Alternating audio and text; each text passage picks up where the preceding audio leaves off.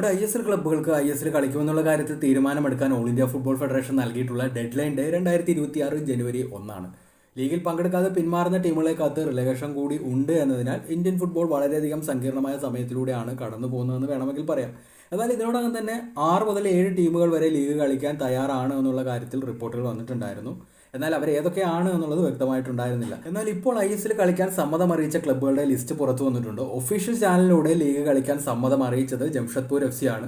എന്നാൽ ലീഗ് കളിക്കാൻ ഒഫീഷ്യൽ ചാനലിൽ സമ്മതം അറിയിച്ചിട്ടില്ല എങ്കിലും താല്പര്യം കാണിച്ചിട്ടുള്ള ക്ലബ്ബുകൾ Mohun Bagan Super Giants, East Bengal, Inter Kashi, Round Glass Punjab, North East United, Sporting Club Delhi തുടങ്ങിയ ക്ലബ്ബുകളാണ്. അതേസമയം ബാക്കിയുള്ള ക്ലബ്ബുകളും ഡെഡ് ലൈൻ ഡേക്ക് മുമ്പ് തന്നെ ഓൾ ഇന്ത്യ ഫുട്ബോൾ ഫെഡറേഷനോട് ലീഗ് കളിക്കുന്ന കാര്യത്തിൽ റെസ്പോണ്ട് ചെയ്യുമെന്ന് മാർക്കസ് ബർഗ്ലാവോ റിപ്പോർട്ട് ചെയ്തിട്ടുണ്ട്. പക്ഷേ ഈ ക്ലബ്ബുകൾ ഡിസിഷൻ എടുക്കുന്നതിന് മുമ്പ് ഫിനാൻഷ്യൽ കാര്യത്തിൽ കൂടുതൽ ക്ലാരിറ്റി ആവശ്യപ്പെടും എന്നാണ് മനസ്സിലാക്കാൻ കഴിയുന്നത്.